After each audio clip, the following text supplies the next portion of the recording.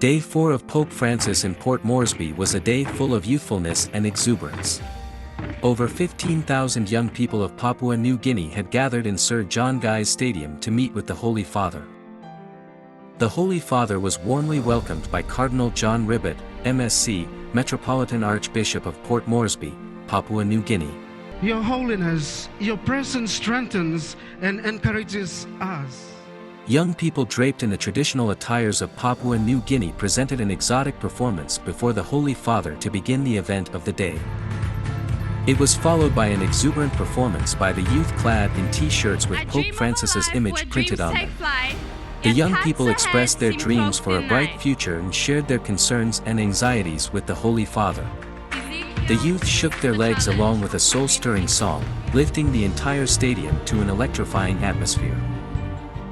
Two young people representing the entire Papuan youth narrated their moving stories and shared with the Pope the challenges they are experiencing as well as their aspirations.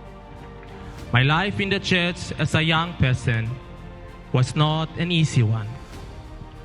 I came from a broken family and I had nowhere else to go. The church became my refuge. The church and its teachings gave me the strength to carry out my duties. We, the youth here in Papua New Guinea, face many problems that affect our daily lives. Experience broken families or families who have high expectations of them. Most are problems that can be solved, but we do not know how to resolve them. Some of our struggles are caused by young people, but we do not know how to face them and their consequences.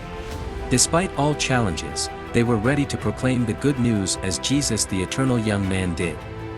It was followed by a very warm and vibrant interaction between the Pope and the Papuan youth.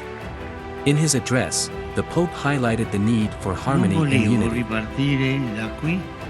He thanked them for their presence and joy and also for setting up a hopeful desire to face the future with smiles. Stating that love is the language that unites all, the Pope condemned indifference as the ugliest vice. He urged them to value their grandparents and take good care of them. The Pope reminded them that none of us are supermen. He invited the youth to acknowledge their frailties and be quick to get up when they fall. A very soul-lifting and heartwarming meeting with the Pope and Papuan youth came to and with the papal blessing. With this meeting, the Pope's visit to Papua New Guinea was concluded on a grand note. Pope Francis was warmly welcomed at Dili Airport in East Timor with guard of honor. As the Pope passed by, the streets of Dili flooded with people chanting, "Viva il Papa." A grand welcome ceremony was held outside the Nicolau Lobato Presidential Palace. Pope had a courtesy meeting with East Timor President José Ramos Horta at the palace. He exchanged gifts with the president. It was followed by the Pope's meeting with the authorities, civil society, and the diplomatic corps in the Presidential Palace Hall. In his address, Pope paid tribute to the missionaries who brought Christian faith to East Timor and the freedom fighters of the country.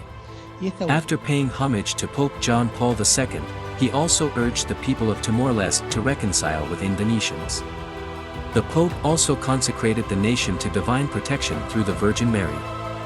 Pope's first day in East Timor was concluded on a high note of love, excitement, and holiness.